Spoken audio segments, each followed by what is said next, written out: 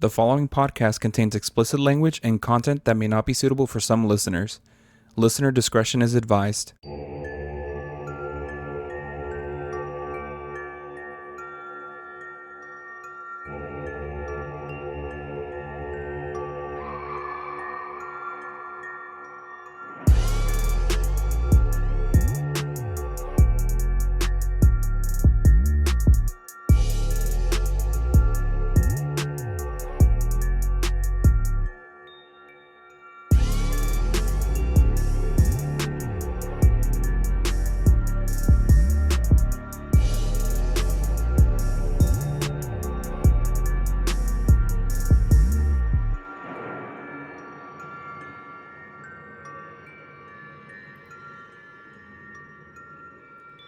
Welcome to the Get Spooky podcast, where two funny dudes share paranormal stuff, true crime, and other scary things from around the world.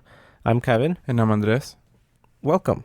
And welcome to the episode. Oh yeah, sorry. Go ahead. It feels like it's been a while since we did one of these because we recorded early last month so that we could leave to Mexico. Yeah. I was going to say, it does feel like it's been a while. So we got organized. We scheduled the release, and yeah, we did it, and there was no rushing. Well, a little bit. There was a little bit of rushing because it was like the day before we were packing, you were still editing the episode really late at night. Dude, I think I went to sleep at 1:30. Oh my God, no, it was the night we were supposed to leave. Yeah. You packed, and then you I edited till 1 a.m., and I fell asleep at 12:20. It was 1:30. And we were supposed to get up at 3 a.m. To go to the airport. Our flight was early. Yeah. To Guadalajara was early. And there was kind of nervousness a little bit about did we have all our paperwork? Did we need visa? I feel like there's so much conflicting information, but you don't need a visa. Not for us anyways, because we were only there for a couple weeks. Yeah. Or a week. Well, I mean, technically when you enter, they give you a visa, that slip that they give you. The QR code they gave us? It reads a permit for entry for 120 days. You have to leave no later than the date that it said. I forgot what it was. I think it was October. I don't know if that's 120 days. Mm-hmm. Something that I learned, the airport is very unserious in Mexico. It is so unserious. Well, I know a lot of people were asking about a quick recap about our trip, and we can do it a quick recap, right? Sure. So we flew out Friday morning. Went to Guadalajara. First stop was Guadalajara for 3 days. We were there for a wedding, for Andres' cousin's wedding. So congratulations, Carla and Jesus. So that was Saturday, and then Friday we just kind of hung out with everyone, and then Sunday was similar. We went to Chapala, which I know some of our listeners were saying that they have family there or that their family's from there. So that was really cool. What I was kind of looking forward to, and I think I kind of mentioned in the last episode, was that I wanted to plan on going to El Panteón de Belén, specifically to see La Tumba del Vampiro. Yeah, unfortunately it didn't happen. Yeah, we just didn't have enough time to do it. We kind of could have we kind of could have scheduled something to do Monday morning. But I think we would have rather hung out with your cousins that day. I was going to say, I hadn't seen my family. Well, first of all, my parents since I moved to Chicago. And then second of all, my cousins, I hadn't seen them in years. Yeah. Since I moved from Florida in 2003. So it's it had been a while. But even your cousins from Oklahoma or your sister. Yeah. So we would rather... She's still wild. We would have rather hung out with family. Yeah. But next time, I think Guadalajara is nice. Yeah. Next time, because I don't know, I think it would have been cool to be on location. Yeah. A little TikTok and be we are here live reporting from La Tumba del Vampiro. Yeah. That would have been cool. He's rising up. He's getting out. Oh my God, he's going to bite me. And if you guys are new to the show, we do cover the Panteón de Belén in an episode. Stop. Why are you always singing, dude? We're going to get copyright struck one day. But yeah. I'm pretty sure that song is written 300 years ago. That does not matter. It's still owned by somebody. Anyway. The country of Mexico. So we flew from Guadalajara to Mexico, and that's when you said that some of the security is like very unserious because it was very quick. I feel like in the U.S., passing through security, I feel like always takes so long. Understandably why. Yes. So. And I mean, like, they're sitting there and they're like, take your tablets out, shoes off, put them in a different bin, blah, blah, blah, blah, blah. They're yelling out, like, but I think it's the instructions. Lines. I think it's the lines. Because once you're through, like, or if you've been there where the lines aren't that long, it's pretty fast. Yeah. But in Mexico, they're definitely a lot quicker. I don't want to say more organized. I feel like both countries are kind of yelling and saying hurry up, put your everything in. I guess like what I was thinking about is like I feel like we've been to a lot of at this point, like we've been in a lot of American airports, and people kind of like not to argue with the TSA agents unless you want to get blacklisted and never fly again. But I was thinking back to the situation where those older ladies with the TSA agent in Mexico, and then he was like, quítase los lentes. And then she's like, no, así, joven, así déjame. And then he's like, quítate el celular y póngalo ahí. Dude, and then he's like, no, déjame pasar conmigo. And they were like arguing with him, and I'm like, I could never. And it was a group of 3 women, and the guy would be like, is everything out of your pockets? And she's like, yeah. She would laugh and be like, no. I'm like, saque todo, like everything. And she would be like, oh, it's just my sunglasses. He's like, I don't care. And it was like, and then the first lady, he did that to the first lady. Then the next lady, the exact same thing. And the one right after, it was like a process with them. It's like they were listening and watching the woman in front of them, and they did the exact same thing. And I'm like, yo, this is crazy. Yeah. But he was so patient. That was what was crazy. It's because they were older ladies. He was kind of like, sí señora. And I was like, okay. Yeah, he wasn't rude. Let's clarify. He wasn't rude. I'm over here like, perdón. Like to the people. I was so scared. I'm like, yes, sir. No me pegue, por favor. Ayúdeme. No sé.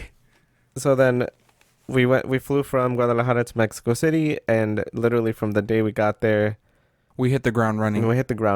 We went to... Actually, when the plane landed, we took our feet out like the Flintstones, and we helped the plane on the runway. We were like helping it. What the fuck? Because we hit the ground running. Sure. It was nonstop. Yeah, we went to... I don't think people understand how big Mexico City is. It is huge. It is the biggest city in North America.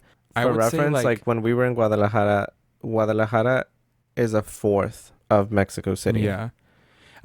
I think the most comparable thing for me, like if you're not able to go to Mexico or anything like that, but you've been to LA, it's like that.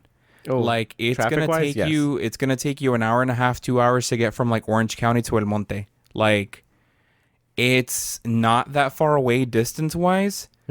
It's fucking far away with traffic. Like you're gonna sit there and be in traffic. And what they were saying is that since like COVID, a lot of tourists, or like I guess like people that are not from there, like American people, moved there to work. They're all work from home, or como le dicen, home office. Home office. Work remotely.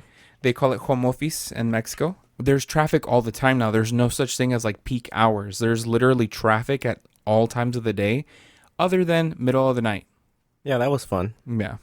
I think the times like when it was like midnight or something, that's when there barely is any. But most of the clubby areas, that's when it gets crazy at night. I thought it was beautiful. But yeah, we went to several museums. We went to... Where did we go? A lot of restaurants. Yeah. We ate so much. And I know everyone says that like, oh, you're on vacation, you should try everything. It's like we tried. We literally tried. We couldn't do it. After a few days, we're like, I can't. I'm like, I need broccoli. And I remember we're all in a group chat with your cousins. And I remember I texted like, not to sound messed up, but I'm sick of Mexican food. Because at that point, we had been there like, 6 days in Mexico? Yeah. And first of all, like the food is different. Like even the sushi, we did try like Mexican sushi. And that wasn't bad. It was different. I don't want to say that it's worse or better. It's different. It has its own style. It has its own like version. Yeah. But after a while, I was like, I can't even eat anymore. I mean, also, like, you have to think about, like, the things that we were eating. We were eating pretty heavy food. Yeah. Like, we were going out and, like, typically here, what do we have? We, like, eat chicken and veggies, or, like, we'll eat some meat with veggies. Like, we don't eat too bad. And then we'll eat, like, Yeah. fried chicken here and there, like, throw in some, like, greasy food. But it was, like, we were constantly eating, like, out. Yeah. We were constantly eating, like, chilaquiles, and we were eating tacos, and we were eating tortas, and it was like, it just like, not that there's anything wrong with that food or it's unhealthy or anything, it's just different from what we usually eat. And then I ran out of probiotics, and it was all downhill from there. It was all downhill. I didn't once realize you were ran out gonna of share probiotics. that. I didn't realize you were gonna share that, but he's so vulnerable. He's so being so vulnerable right now. Yeah, the girls that get it, get it. The girls that take probiotics, get it. So we went to El Castillo de Chapultepec. That was fun. Yeah. We went to Museo de Antropología. We went to Museo de Arte Moderno. We went to Museo del Perfume, which I guess most of my family didn't even realize that existed there. I was living my best life in that museum. Yeah. I collect fragrances. I love fragrances. I know a lot about, like, fragrance components, smells, brands. Well, that's why I wanted to go. I wanted to go because I know it was something you would like. Yeah. It was cool. It was very cool. It was small. It was interactive, which I really liked, and it was super cool. Yeah. And then you can buy fragrances afterwards. They have, like, specifically, like, Mexican scents. Like, they had Jamaica, Flor de Jamaica. They had Copal. They had any type of, like, flora or, like, resins that are, like, from Mexico. They had them all. Like, they weren't mixed, so it was like just like a hibiscus perfume or whatever, but they still smelled really good, and you could layer them. They were like very simple fragrances that you could layer, or like to boost something that you already. It was super interesting. I think they also offer classes. Yeah. Like once a week, so you can make your own perfume. Which I think it came out to like almost $65 per person. Which is not bad. It's not, but compared to Mexico prices, that is a lot. It was, yeah. It was like 1,000 something pesos. Which, just to drop on a fragrance, is kind of a lot. I'm so glad that, like, by the time we left, because we brought cash with us. By the time we left, I had half a peso. Yeah. That's it. I feel like I calculated it almost perfectly, where I was like, oof, I left with half a peso. That's like, what, 20 cents? Well, and like, you know, like, the whole experience to me was awesome. Because it's like I had always seen like the TV shows of like Mexico City and stuff like that, and that's not my Mexico. My Mexico is like the desert, Chihuahua, Durango. Like, my grandma's house was an adobe house. Like, we had to heat up the water in the boiler, like put wood in it. Like, it was just it's like completely different. And it's like I always kind of had this idea, like when we were talking about, your cousin was asking me, like, was it everything that you thought it was going to be? And I was like, yeah, because I thought about it a lot and I dreamt about it a lot. It was everything that I thought it was going to be and more. But the whole time it was like a different world. It was awesome. Then you would have said no. I don't know. I don't speak English. Well, no, we talked about this though. She asked you, was it everything that you thought it was going to be? And you said yes. So she was like, oh, okay. As if like, so he wasn't like surprised. That's why she was like confused, because then you're like, this is not what I was expecting. But it's like, you just, anyway. I was going to say, maybe I just don't speak English right. Maybe. I guess maybe that I had thought about it for so long, and about all the things that there were there. Yeah. Like, I wasn't surprised by anything because I had already researched it, looked at pictures. Yeah. But it was still, like, very dreamy to be there. No, I get it. I think it is an interesting, what's it called?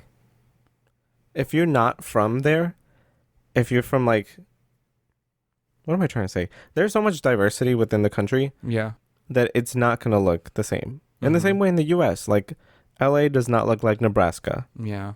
New York does not look like Texas. Like, it's all different. There's so much variety within the U.S., so it's kind of similar for Mexico. Like, someone that does have, like, their family comes from, like, the more northern, more rural parts of Mexico. If they visit, like, the bigger cities, they're like, this is not the Mexico I'm familiar with. Same way for me, since my family comes from there, if I were to be in like a more rural part of Mexico, I'm like, this is not what I'm used to. So I think it was a good experience, and I don't know, I recommend it. It was very nice, especially like now being in an area and being surrounded by people that speak like me and people that look like me. Everybody's tatted up over there too. Yeah. I feel like tattoos within like the last like 10 years in Mexico, they've become more common. Yeah. I mean, I grew up with like my aunt was like, and don't ever get a tattoo because if you decide to go work in Mexico, they give you physicals and they don't let you work there if you have a tattoo or blah, blah, blah. Yeah. I mean, granted, Mexico it is still like culturally very conservative. Uh-huh. But I think after a certain point, like, especially younger people, because they're the ones getting it, they're more like, I don't care. Like, they have their careers. They already went to school. They have, like, everything lined up for them already. So it's like, they don't really see anything wrong with it. So they just get it. And, like, I feel like that kind of normalized it. Yeah. So, but we are a few minutes in, and I don't want this episode to be fully about our trip. In short, we had fun. We tried posting often, like on our stories. We didn't really try posting, or at least I didn't try posting on the podcast because it really wasn't podcast related, relevant to the podcast. But yeah, maybe I'll post more on my personal. But yeah, I wanna plan on going back. Wait, what am I saying? I want to plan to go back.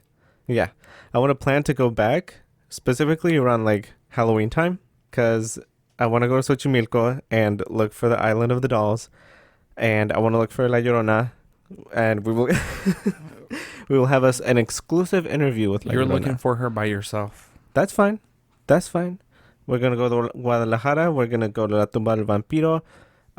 Where else? There's to the beginning of the story. Let's go. Oh, sorry. Okay, yeah. Let's jump into my case. So, this is part 2, based on the title, as you guys can see. Uh-huh. This is part 2 of Cursed Films.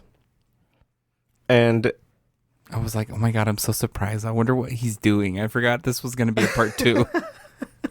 I was like, oh, I'm so excited. So, like I mentioned in the last one, I don't know which sources go where or what they're related to. So, I'm going to just cite all my sources again. So they are a Horror-Bound article by Charlotte Hollingsworth, a Screen Rant article by Austin Estrada, iNews article by Joel Draba Mann, People.com article by Karen Jakovich and Mark Sennett, a Vanity Fair article by Rosemary Counter, a Culture.pl article by Wojciech Olieksak, a Sci-Fi article by Cindy Contreras, a Collider article by Lloyd Farley, Damn the Bible, the encyclopedia. The Independent article by Jacob Stolworthy, a YouTube video by The Tape Library, a YouTube video by The Grim Reaper Entertainment, a YouTube video by The Rumor Juice r/horror subreddit, and Wikipedia. God damn. And 100 episode of Mujer Casos de la Vida Real. And a partridge in a pear tree. Hell yeah. Okay, sorry, that was a lot, but this was all one document, and I decided to split it because it would have been way too much. So again, content warning, I do want to mention that there are mentions of suicide, murder, drug use, overdose, child murder, cults, assault, and domestic violence. They might not all be relevant to this episode and the movies I'm going to talk about in this one, but just overall, you guys will see. Wow, I'm on the edge of my seat. That was a lot of talking. Sorry. I mean, it's a podcast. I hope so. I hope so. What are we here for? It's like, I thought you were going to start and it was like another source and another source and another source. And then the content warnings. And I'm like, damn, when is he going to start? I'm ready. So I will preface this by saying that I'm going to be talking about 3 movies. Damn, okay. Hold on. I'm so excited. I want to know what it is already. Sorry. Okay. Yeah, I'm going to be talking about 3 movies in particular. And I can argue... Actually, one could argue that these are some of the biggest movies of the time, from the 70s to the 80s, early 70s to early 80s. I feel like you're doing this on purpose now. Number 1. Okay. I'm excited. The Exorcist. Oh, okay. Everyone knew this was coming. If you listened to the last episode that I covered, everyone knew it. Everyone knew it. Yeah. So tell us what happened. This gets a very special treatment. And this is just scratching the surface, okay? So The Exorcist, released in 1973. It's an American film directed by William Friedkin, written and produced by William Peter Blatty, and starring Linda Blair, Ellen Burstyn, Jason Miller, and Max von Sydow. This is based on the book by William Peter Blatty. Mm-hmm. Blatty? Blady? The movie follows two priests trying to save a girl possessed by a demonic entity by performing an exorcism on her. Everyone is familiar. I've mentioned before on the podcast that I remember the first time watching this when I should not have been watching it. And I remember my parents were watching with my aunt and uncle, and I want to say it was my aunt and uncle, I don't know, but they rented it back when you rented movies at like the Blockbuster or the Family Video. And my sister and I were in the living room because they connected the living room and the dining room. No, well, we were in the dining room, sorry. And we were looking at the TV because we were supposed to be taking care of the younger kids in the other room. And it was the scene where the mom turns on the kitchen lights and you see like a flash of the demon's face, like just randomly on the cabinets. Right. Girl, that shook me. Your soul left your body. That something changed. Something changed in me that day. No, I will say, like, The Exorcist was a moment. This is considered one of the greatest horror movies of all time, being the first horror film to be nominated for an Academy Award for Best Picture. Production took twice as long as expected and cost almost 3 times the expected budget. Due to delays and the strange events that occurred that surrounded the film before and after it premiered, it led many to believe that the film was cursed. So before production even started, a fire broke out on the set of the family's house, and allegedly the only room that survived was the only room that survived the fire was the girl Reagan's room, played by Linda Blair. It took nearly 6 weeks to rebuild the set, which is like a house. During the first week of filming, Max von Sydow's brother and Linda Blair's grandfather both passed away. Same week. Which I get. Can just be coincidental. So including the 2 just mentioned, 9 people in total in the film or related to people in the film died during the production of it.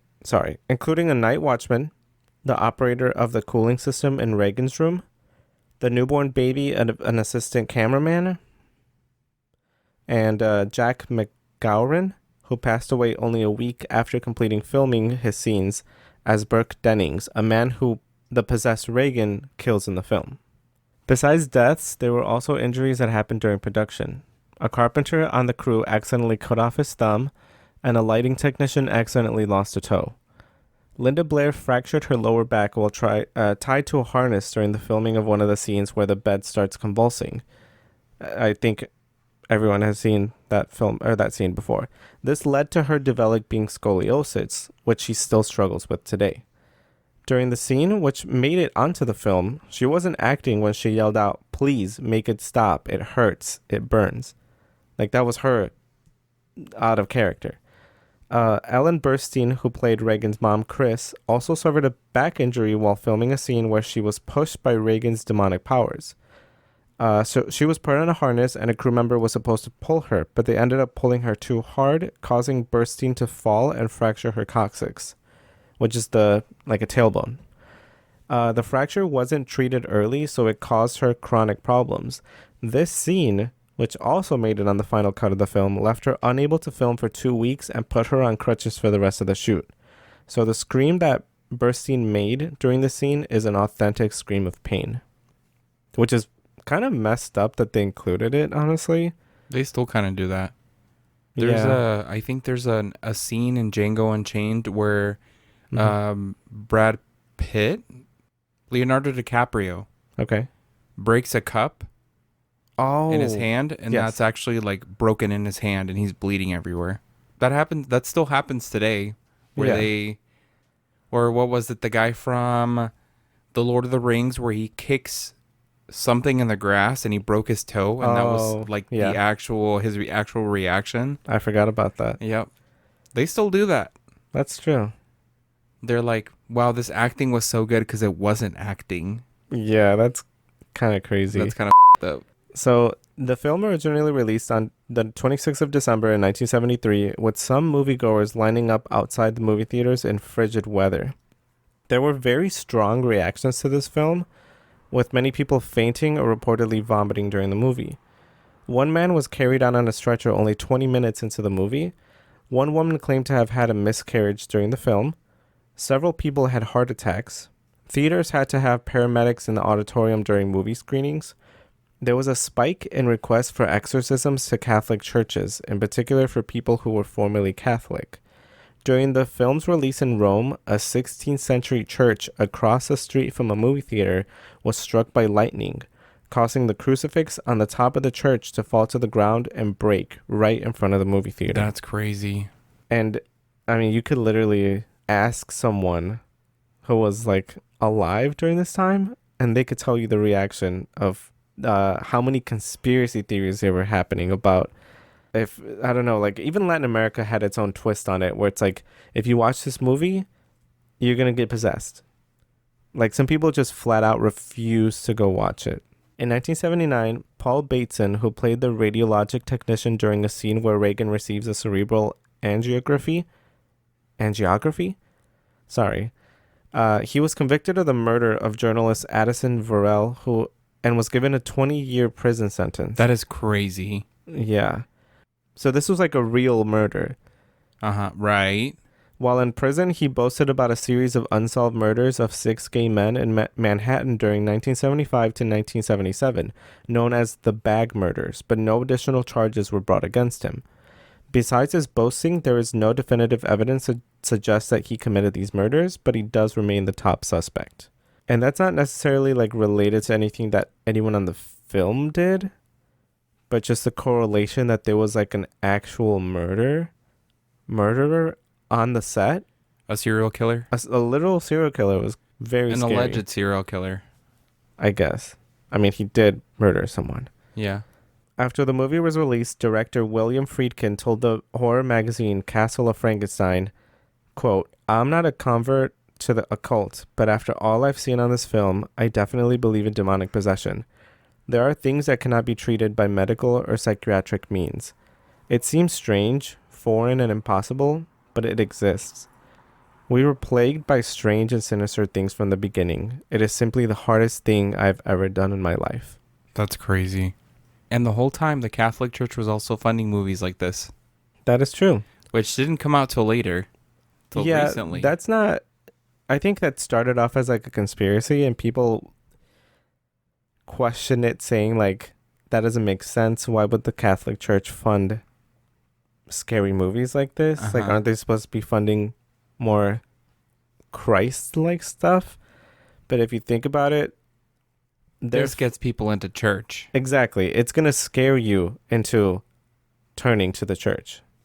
That was The Exorcist. Yeah. Do you have any questions? No, something to add to that. I believe that there's like the influx of people after this movie came back that were like Reformed Catholics. Yeah. Mm-hmm. People that went back that hadn't been to church in years and went back to church because of this movie. Because of this movie. Yeah. Yep. Well, I mentioned that earlier. Yeah. That there were a lot of requests for exorcisms, and the large majority were coming from former Catholics. Yeah. Well, I guess like, right. But it didn't explain Right. or tell us that like a lot of people started going to church after this. Oh, yeah, like, sorry. They reported a lot, like very large numbers of people that were going to church again that hadn't been to church in a really long time. This was a moment. This definitely had its cultural impact. I would say The Exorcist was one of the largest. I don't know. It had an impact. It definitely had an impact on the country, even the whole world, honestly. So the next movie, number 2. Are you ready? Do you want to guess? No. It's The Omen. So The Omen, released in 1976. It is a British-American film directed by Richard Donner, written by David Seltzer, produced by Harvey Bernhard, and starring Gregory Peck, Lee Remrick, and Harvey Spencer Stevens. So the film follows a boy named Damien Thorne, who was replaced at birth by his father, unbeknownst to his mother, and later learns that he is the prophesied Antichrist. Kind of similar vein of like... a similar style of horror as The Exorcist, but I feel like it didn't really have that much of the impact that The Exorcist had. Right. It definitely like piggybacked off of the momentum that The Exorcist had, though. So the production of the film wasn't slated to start until October of 1975. So a month prior, Gregory Peck, who played the protagonist Robert Thorne, was flying to London when the plane he was flying in was struck by lightning. This isn't an uncommon or unusual occurrence, so nothing really was thought about it. However, in the same week, executive producer Mace Neufeld, his plane was also struck by lightning on his way to LA. A few days later, Mace Neufeld was turned away from a restaurant in London after it had been fully booked. And no one really thinks anything about it. They're like, oh, we can't seat you. There's just too many people. Later that day, that restaurant was destroyed by a bomb. Wow. Sometime later, writer David Seltzer's plane was also struck by lightning. During production, producer Harvey Bernhard narrowly missed being struck by lightning while filming a scene in Rome. I know everyone says, like, there's that belief of, like, lightning never strikes twice in the same place or something. It does. It happens all the time. But it is weird that all of these events happened literally within, like, the same, 2-week time frame. A few weeks into filming, there was a change in an action scene that delayed filming, so the actors weren't needed on set until the producers came to an agreement on how they wanted the scene to play out. Since Gregory wasn't needed on set, the private jet that the crew was going to book for him was no longer needed. The following day, the crew found out what happened to that private jet. According to CBS News, the jet they were intending on booking had hit a flock of birds while in flight and crashed, killing everyone on board. As the plane crashed, it struck a car driving along the road, killing everyone in that car. And that turned out to be the wife and the 2 children of the pilot who had been flying the plane. What the fuck? And this was on the news. Like, this is real. And it just so happened to be his kids and wife in the car. Yes, that's really sad. There were several scenes in the film that required trained animals, with many of them behaving irrationally, being on set. The first were trained Rottweilers who turned and attacked their trainers while on set. Gregory Peck's stuntman was actually attacked by these dogs that bit through the protective gear he was wearing. But they were also trained. They were trained dogs, so there's no really explanation on why they were acting that way. A scene involving the Thorne family driving through a safari at a zoo and being attacked by baboons was real because the baboons became more aggressive than intended. I think during filming, and I don't think I included this in this part, but I forgot to write it out. Essentially, they were supposed to be driving through a drive-through safari, and the baboons weren't reacting the way that they needed to. They ended up taking one of the baboon's babies and putting it behind the car or something. So when they're filming, the baboons were actually very angry because they wanted the baby back. So the reactions that the family has in that film are actually genuine reactions to seeing monkeys react that way. So monkeys eat people's faces. No. Yeah, monkeys are scary. That's why it's crazy people arguing about who would win, a gorilla or 100 men. I'm like, you know what? Wild. Also, animal protection laws are different than they were back then, because I don't think they would ever take a baby for a baby baboon from a baboon Absolutely anymore. Yeah, I mean, this was the 70s. If they weren't CGI already, people don't really use animals like that anymore in or movies. They try not to. Or yeah, it's very minimal. You'll see them in a few shots, but if anything involves an action shot, I think they'd rather use CGI. We have historically not treated animals very well on sets of movies. Literally. Yep. So, the day after filming this scene, a lion attacked and killed a zookeeper at this exact zoo. There's a lot of stuff going on. Yeah. In the midst of these movies. After these events, kind of rumors started circulating saying, this movie's cursed, there's some evil forces that are preventing us from filming this. But the director, Richard Donner, didn't believe that all the string of near misses were signs that something evil was working against him that didn't want this film to come to light. Of course. He was a macho man. He doesn't believe in that. It only pushed him to work harder on the film. No, sorry. Maybe you misunderstood. Sorry. And maybe I explained wrong. So he thought that there were evil things happening because Oh, the evil things wanted to keep this evil from keep this movie from happening, from happening. from coming Yes. out. I guess it depends on a perspective, because some people looking at it, they're like, oh no, we shouldn't do this, like this is against God's word or things like that, whereas other people are saying like, no, it's evil things actively working against us. So I see both ways. I would not have thought either way. I Yeah. would have been like, that's crazy. So on the 13th of August 1976, special effects designer John Richardson and his assistant Liz Moore were driving in the Netherlands when they got into a bad car accident where a tire smashed into their car and decapitated Liz. What the? According to John, the two had just made a joke about a sign right before the accident happened, because the sign read 66.6 kilometers away from the town of Omen on Friday the 13th. What? Hell no. No, I'm staying my ass inside of my house. If I was them, I would have not left my house. It's believed that this real-life tragedy echoed a scene in the movie where a photographer named Keith Jennings, who was played by David Warner, is decapitated by a sheet of glass that falls off a construction vehicle. Are you familiar with the scene? Yes. So, I mean, this accident obviously happened after the movie came out.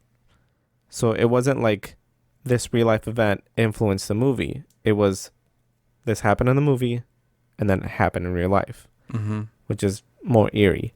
According to cast and crew years later, there were several instances that happened on the set where crucifixes on people's necklaces would snap in half or fall off people's necklaces while on set. Similar to The Exorcist, this movie got a lot of backlash from the religious community, but they also claimed that the movie would influence people to go back to church instead of away from it. Right. An argument can be made that some didn't criticize it as harshly because some critics called it a piece of junk and that it offered more laughs than the average comedy. There was a lot of criticism saying like, yeah, this movie was scary and the theme overall was about like the Antichrist and like, you know, demonic Scary stuff. themes, right. However, the production of it, because there are a few scenes where like, they were basically like saying that the director and the producers didn't know what they were doing. And Right. they're like, there were some scenes where you can see like a mic boom boom stand. mics? Yeah. Like above the actors. There was just some scenes that were just shot in a very like awkward way. Oh, they were just trying to get the cheese man real good. I don't know. I felt like it was a little like, to call it a piece of junk, like, because to me, I consider The Omen like one of the, you know, one of the original, I don't know, the big three, one of the big three during the 70s. Mm-hmm.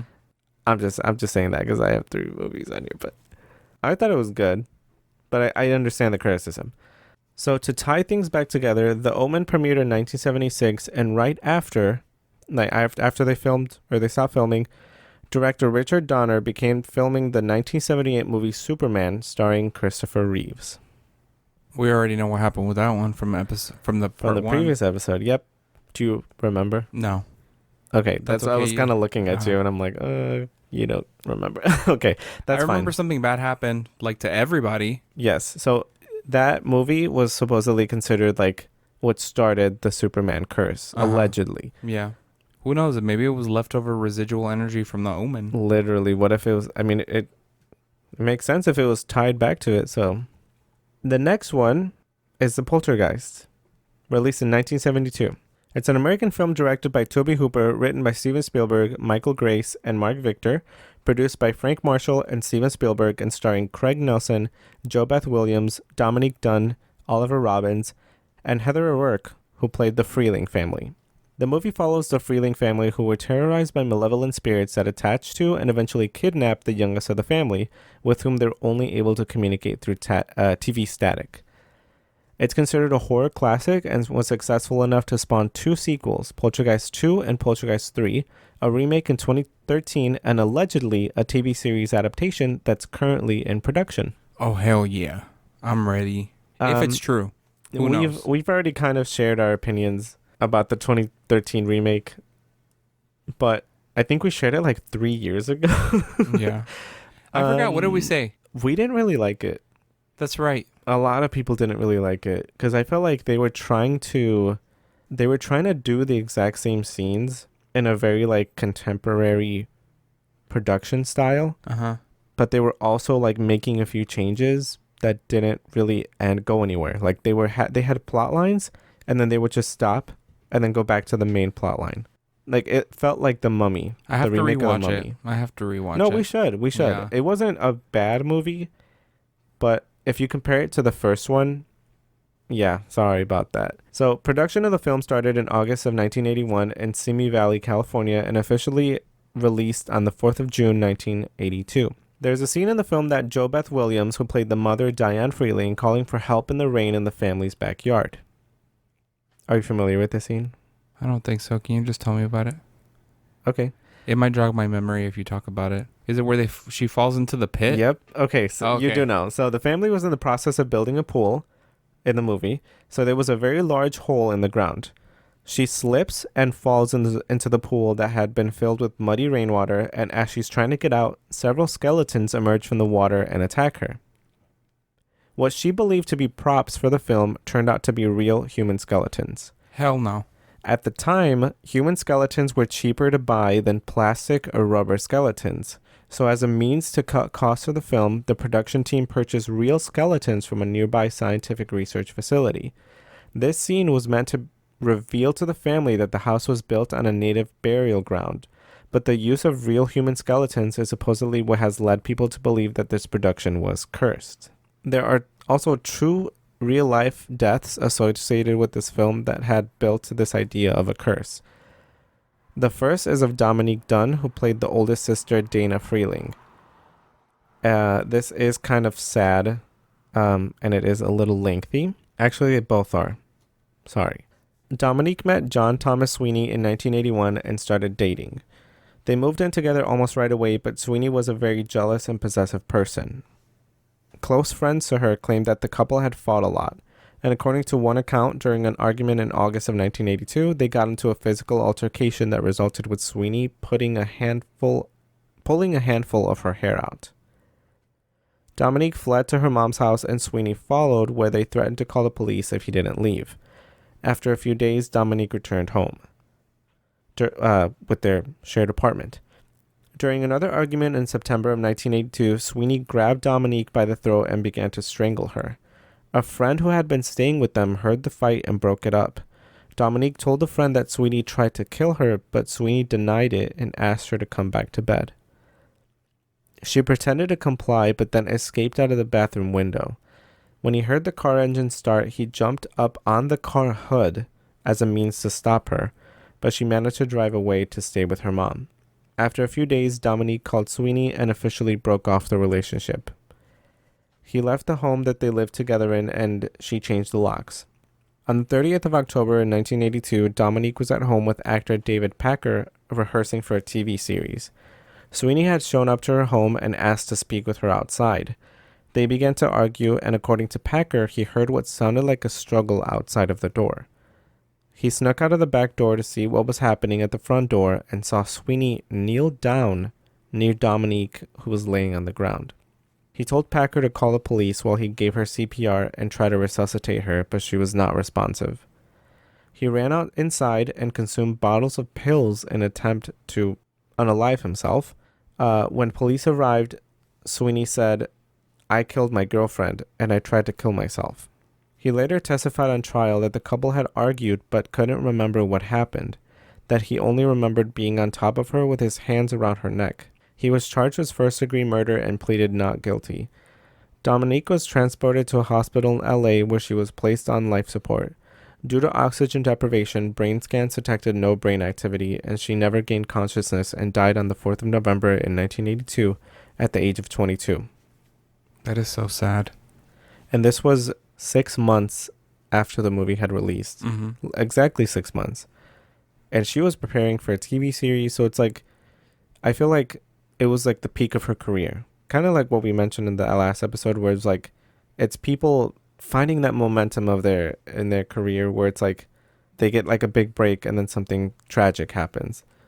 The jury acquitted Sweeney of murder, but found him guilty of voluntary manslaughter and assault, and sentenced him to 6 years and 6 months in prison. So, the second death related to this movie was that of Heather O'Rourke, who played Carol Ann Freeling, the youngest of the Freeling family. She's the protagonist.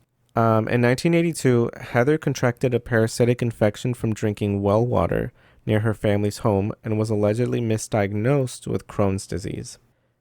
She started taking cortisone, which is a steroid, to help treat the disease while on the set of Poltergeist 3. So she was in all 3 of the Poltergeist movies.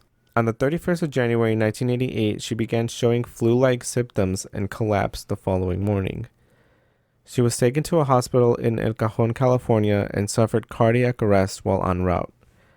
Paramedics resuscitated her, and she was flown to the Children's Hospital of San Diego, where they found she had congenital intestinal stenosis and was taken into surgery. So congenital intestinal stenosis is considered a birth defect involving a narrowing of the section of the intestines that can lead to a blockage. So it's basically like a condition that you're born with, where your intestines they're not as big as they should be. She survived the surgery but suffered another cardiac arrest while she recovered. Doctors performed CPR on her for 30 minutes but were unable to resuscitate her, and she was pronounced dead on the 1st of February 1988. The cause of death was determined to be septic shock from congenital stenosis of the intestine. She was 12 years old. She appeared in all 3 Poltergeist movies, with Poltergeist 3 being released 4 months after her death. Wow. And that is the end. These movies are crazy. Yeah. Not only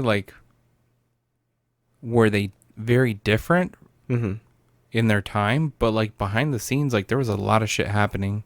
Yes. And I think with how much history and how much happened on production and even before and after cameras were rolling, I think that's why so many people associated with them as being cursed, or especially for them being horror movies. I think that adds to it as well, because to the mysticism, to the yes, because I feel like if they weren't horror movies, they would just be oh, that's a scary coincidence, things like that, where it's because they're horror, sometimes I feel like there is a sense of oh, well, people were playing with something that they shouldn't have type of feeling. So well, and even sometimes the production company plays it up a little bit. Yes, to make more money. I forgot. Yes, I think a lot of companies kind of play into that. Yeah. I mean, I'm sure they're the ones sometimes even releasing all the stuff that happens behind the scenes to kind of build up that hype of ooh, and back then I wouldn't put it past them to take advantage of the situations that were happening. Yes. Yeah. The one I can think of, a modern version of that, is Paranormal Activity. Yeah. Or even Blair Witch Project, where both of them... What's the chant? Incantation or the chant? No, I think it was Incantation. Where it was the scariest movie you'll see on Netflix. People report things in their room and stuff like that. Just the marketing of it. Well, I mean, in particular, I think Blair Witch, for example. I'll start with that one.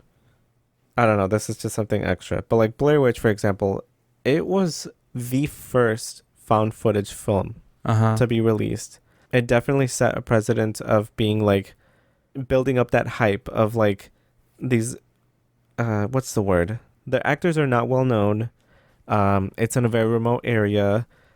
The actors in that movie, they were asked not to show their faces for weeks after the movie premiered to kind of build up that hype where it's oh, these people really went missing and things like that. That's why I remember for a while people were saying is this really based on a true story? Are we watching real people that really went missing? Because even when I first saw it, it was the 90s or something when it came out. I remember people were still asking stuff like that, where it's this is based on a true story, things like that.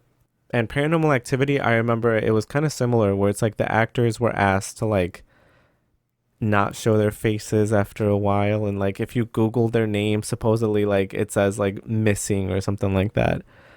What was the other film you mentioned? I'm sorry, I don't remember, but another one that I can think of is Cannibal Holocaust, where the guy got put on trial because they thought he had killed the people that were in the movie. Yes. Yep. What was it, the Italian government? And then they made him replicate how he did the effects for the bodies. Yes. And then he had I guess the production company had asked all the actors to lay low Well, they had to have them appear in front of court to say these people are actually live. This was not a snuff film. This was real. Yes. Like, this was a real film. And I think if you do it right, it can work in your favor. But with some of these films that happen where it's like real tragedies happened, where people actually were hurt or passed away, like that to me is like a little crossing the line-ish. Yeah. Especially these last two that I mentioned. I mean, the ethics around this time, like with filmmaking, were a little gray.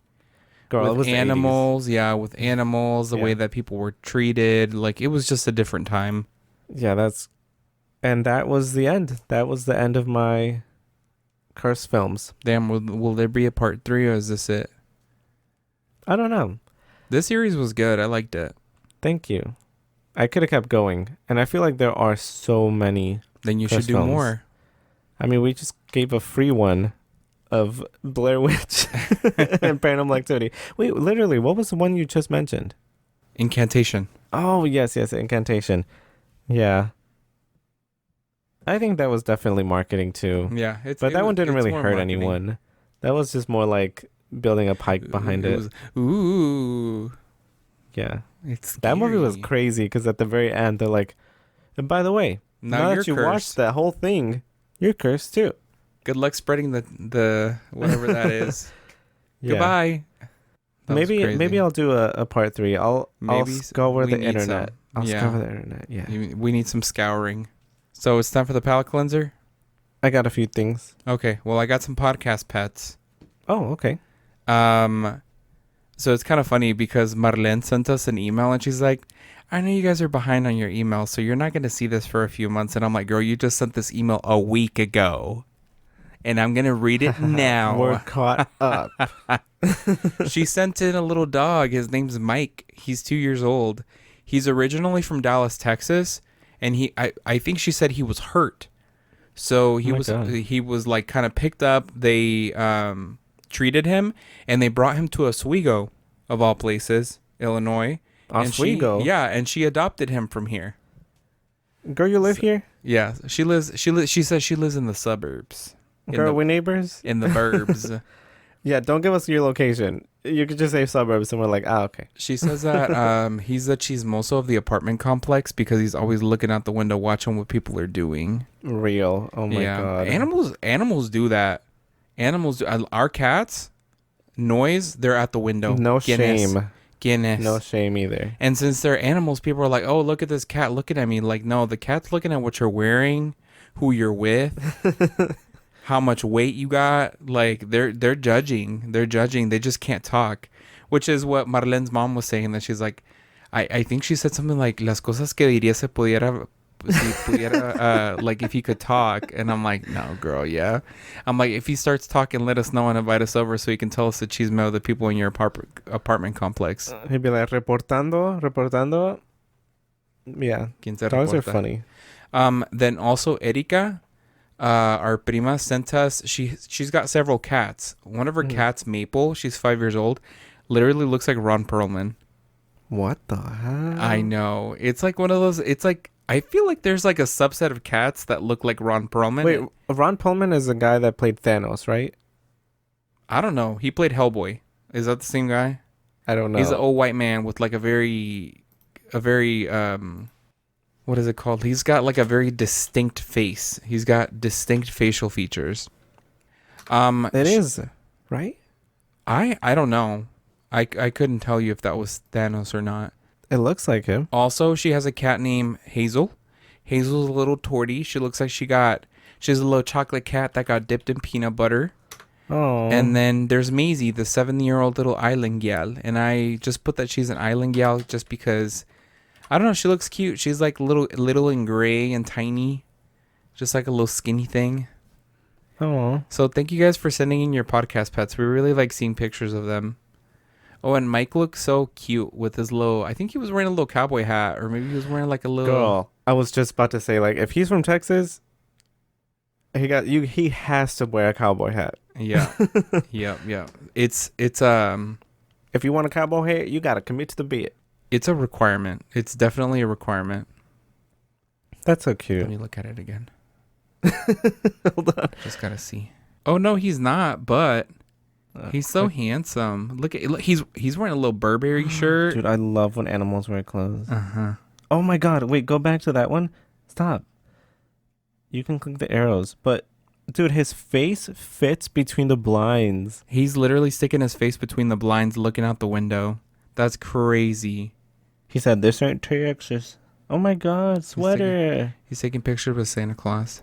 And Happy New Year. Dude, I want a dog. Anyway, we'll talk about it. We can talk about it. We can talk about it. We can talk about it after the show. Was that all you had? Sorry. Yeah, I was just looking to see. I don't know why. I feel like I got the name wrong, but I don't think so. His name is Mike. Okay, he's 2 years old. Yeah, I'm like, I literally was typing this, moving it from the email to the spreadsheet. So, I don't know. He's cute. Wow. Well, thank you. Thank you for sending those in. Yeah. Thank you. What else? What else you got for the palate cleanser? Sorry about that. We kind of like deviated with the pets a little bit. No, it's okay. It's graduation season. It is graduation season. So we wanted to say a quick congrats to all the grads. If you're graduating from high school, middle school, elementary school, we don't know. College. We don't know if you guys are listening with your kids. If you're, we've seen a lot of people started graduating from college, and we're very proud of you. Very, very proud of you. Love that. Yeah. I wish I could do that. One day we will. It's going to happen. We're going to manifest it. Inshallah, one day I will graduate college. Hell yeah. I will graduate a bachelor's one day. I don't know. But you guys did it, and that's awesome. Oh, actually, well, who do we know that graduated recently? Travers? Travers graduated. He did. Congrats, Travers. Emily graduated. My cousin Emily. Shout out. She's a baddie. I love her. There's, I'm sure there's a lot that we know personally, but we've been on vacation, so Yeah, we got been vacation brain out of the loop a little bit. It has Also, been weird trying to adjust back to our lives. Huh? I told you too. I was like, you don't feel like it's a little jarring? You don't feel like it's a little weird that we were on vacation, especially for me because I got food poisoning. Yeah. We ate Burger King at the Mexico City airport, brother. That shit fucked me up. Royally fucked me out up. of everything that can make you sick, it was the Burger King at an airport. Burger King at an airport. Well, we thought since we're gonna go back to the U.S., we gotta adjust. Let's just have a little burger. Let's just have a little burger. And it was the worst decision I could have made because I was sick pretty much like all day Sunday. And then I didn't feel like 100% till probably Thursday or Friday. I didn't start eating like normally until Saturday. So like almost a full week. Yeah. And speaking of Mexico, I didn't burn. I put sunblock where I had to, but I didn't burn in one spot. Can you guess? Your ears. Oh, I already told you. Yes, you did. At the tops of your ears. Dude, out of everywhere that I could have burned. And I didn't notice it until like we were already back home, and I think I was showering with like really hot water because over there like the water doesn't get as hot at my uncle's house. Yeah, it's because the boilers aren't as big. Yeah, so the ones here, I was like, I'm gonna take like turn that shit up, a boiling boiling shower. We're making menudo. Hell yeah. I felt like a crab boil in there. But dude, as soon as the hot water touched my ears, like I felt it. But then I started touching my ears and it looked like I was already peeling. So when I got out of the shower, I noticed that like they were really tan, but just the top parts. So my ear looks like a Duvalin where it's like chocolate at the top, like pink in the middle, and then like white at the bottom. So yum. What else? Being in Mexico. Sorry, I know we mentioned that we weren't going to talk about it, but it's like that's the only thing that we did for like almost a week and a half. It was so much fun. We got called chicos at a coffee shop. Yeah. At a place called Tierra Garat, which is so good. I wish I would have gotten like three more coffees while we were there. You know what I really like? Mm-hmm. That they were embracing the chocolate thing, like the Mexico chocolate thing. Yes. Everywhere we went, they offered like chocolate and like really good quality chocolate. It was fucking phenomenal. Yeah. It was so good. I'm still shook. We went to, what is it called? Coyoacán? Yes. And we got, we ordered chocolate frío. Yes. Or I did. And it was so good. It was so good. It was like almost like a hot chocolate shaved ice. Like a raspado de chocolate. You just have to try it because it's so good. Yeah, it was really good. But what I was saying is we got called chicos at the coffee shop. And then after that, no. Everyone was called señor, señores. Yeah. Which, I mean, we're married, so it's like, señores. Yeah, but like... No, that's not what I'm referring to, dude. What? I'm always joven in Mexico. Except this time around, I was señor. And so we posted it on our TikTok and our Instagram of the TikTok that I made of the... Someone called us señores instead of jóvenes, and someone commented saying, "Were you wearing your New Balances?" And I'm like, "He was." Yes, I was. I was wearing Crocs. Well, we gave it away too easy. Yeah, that's why we gave it. They took one look at us and they're like, "You guys make this too easy." We walked right into it. Let me just tell you that. Yeah. I actually got a lot of compliments on my Spanish while I was there, which I was not expecting. Yeah, I feel like listening to this or doing this podcast in Spanish, I feel like has helped a lot with us speaking. Yeah. I feel like it was like a light switch. I got over there and it's like the words were just coming out. No accent, no nothing. And I was just like, I don't know what's happening right now. And if I didn't know a word, I would explain around it. So they were like, "Oh, this is what it is." And I'd be like, "Oh, eso." That's what you're supposedly supposed to do. Yeah. Like when I was learning French, like we were told, like, if you don't know the word, describe it. Yeah. It's like, "Oh, it's a thing that you use it for this." And they're like, "Oh, this." Like, "Oh." I don't know. It just, like, after going to Mexico City and like Guadalajara and like hearing people, like native speakers speak. And it's like, I want to be careful with how I word this because it's like I grew up going to El Rancho. Okay. So it's not like people aren't intelligent or anything like that. That's not what I'm trying to say. It's just the words that they use are different. Yeah. If that makes any sense in the context. But like in the city, like I heard your cousin Ale say the word tedious in Spanish. And I was like, I didn't even know that tedious existed in Spanish. And then she used it, and I'm like, damn, I'm going to cop that shit. I'm going to use it now. Yeah. I mean, I've mentioned before that, like, language, especially Spanish within, like, the U.S. continent, or, like, the American continent, it kind of works as a Sprachbund. I don't know what that is. It's a language continuum. So, basically, it's from... Think of a line. And if you put dots all down the line... The dots that are closer to you, your version of Spanish is going to be a lot similar to them. But to them, if you keep going, their Spanish is going to be different or similar to theirs. But the other way, it's going to be slightly different. Uh-huh. So by the time you get to the end of the line, that Spanish is very different from the Spanish at the other end of the line. Yeah.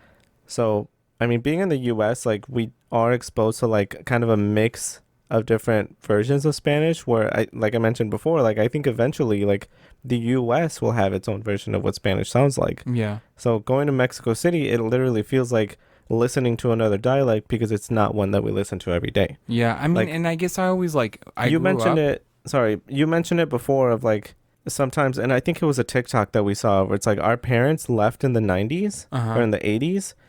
Or even in the 70s, and it's like they brought their Spanish and taught us their 70s and 80s versions of 90s Spanish.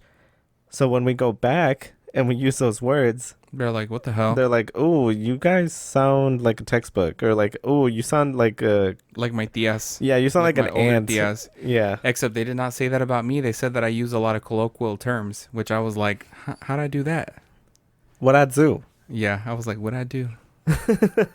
It was very interesting. Yeah. Also, I feel like what was different is that like when I go to Mexico and I go to Durango and I go to Chihuahua, it's like the country. They're raising sheep, they're farmers and stuff like that. So like really to use the word like sutil o tedioso is like, why would you use those in any context? You can, but it's not common. It's not really common. You see that more in like areas of the city where it's like people use banking terms or people are talking about fashion. It's like in other contexts. Yeah. Like is where you would see these words. So it's just very interesting to go to Mexico City, and now I feel like I want to learn more Spanish. Like I want to know a lot more. I want to feel super confident. I want to have more vocabulary.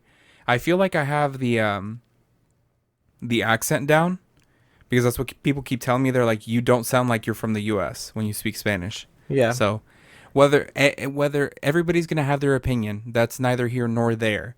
But I feel like when I hear recordings of myself, I'm like, yeah, I sound like very confident in the way that I speak, even though I might be wrong. No, I mean, that's a good thing. And I think that also goes for anyone that is interested in like learning Spanish. Like if you are not that confident in it, or even if it is a language that you eventually want to learn into, I think a lot of people are scared to jump into it because they're like, oh, I'm scared I might say something wrong, or like I'm scared that like I might pronounce something wrong. And it's like, yeah, but you should always take it as like a learning opportunity. Like yes, you will make mistakes, but it's like you said, if you say it confidently enough, people aren't gonna like laugh at you. They're gonna be like, oh, let me correct you, or let me help you. Or it's a very funny moment. Yeah, exactly. Like when your uncle asked something a la tienda de something, and I said, ¿Qué dijo? Tienda de mujeriego, and we were all cracking up because they were like, "Ah, chingado, ¿pa dónde?" And I was like, Oh, I remember that. And it was kind of like an inside joke for the rest of our stay. They're like, "Hey, you're thinking about those stores again, huh?" Yeah, la tienda de mujeriegos, and then they all laughed. But yeah, I mean that happens too, and I feel like Mexicans in Mexico are like very. They roll with the punches. Yeah, and I want to say they're kind of burlones, but not in like a bad way. Like they're always very like jokey, like puro cotorreo, like how we used to say like puro cotorreo. Cotorreo. But yeah, I guess this is just our way of saying like if you are not confident in your Spanish, just keep practicing. Yeah, I feel like I want to travel Mexico more. I definitely want to see more. If you want to learn Spanish, maybe this is your sign to go for it. Yeah. Do it. I did it. Do it. And I feel like when we started the podcast and how I am now, like when I speak Spanish, I feel like there's a big huge difference. Yeah. Because I started consuming a lot more media in Spanish. I started reading more things in Spanish. Like, was it the best at the very beginning? Like, was it easy? No. I mean, it wasn't hard. I'm not going to say like I had my basics, but it was like sometimes I had to look words up, or sometimes I had to stop and say like, I need to look this up in this context because that's not how I use it, or that's not how I've heard it been used before. And it's like just kind of like gaining that knowledge little by little. And it's like, was I convinced that I was making progress for a long time? No, I didn't think I was going anywhere. Yeah. But it's like now it was like, I've made strides. Oh, our first few Spanish episodes are completely different than what they are now. Yeah. So thank you everyone for listening and sticking it out with us. Yeah. Remember when somebody left a comment of like, what in the no sabo is this? And she was kind of rude about it. And I was just like, girl, I think care. It was like a review. They gave us like 1 star and they're like, they don't speak Spanish. I'm like, we literally explained that we're learning. Yeah, I was like, that was kind of the point for other people that are like us and feel a little disconnected to all kind of learn together. Yeah. And be able to listen to these episodes with your parents, which I guess maybe they just listened to 1 episode, but I didn't take it to heart. I didn't take it too seriously, and I didn't let it discourage me, and I hope that person is doing wonderfully. Exactly. Well, I think this is a good place to stop. We've talked enough. Yeah. People have had enough. So thanks for listening. Please follow us on Instagram, TikTok, and YouTube at Que Spooky Podcast. Also, email us any story suggestions or your own scary stories at quespookypodcast@gmail.com. And we will eventually have more listener stories. Yes. Special thanks to Taylor Turner for the artwork, Kyle Fields for the intro music, and Leonardo for the logo redesign. And don't forget to tell someone you love how much they mean to you. And for all you moms out there, happy Mother's Day. Or Mama Jason. Shoot, I forgot. Yeah, because it literally just happened. If you're a mom, or if you're mom adjacent, or you've stepped into the mom role, or you've got fur babies and that's all you have, happy Mother's Day. Happy Mother's Day to all mothers. To all mothers. Bye. Bye.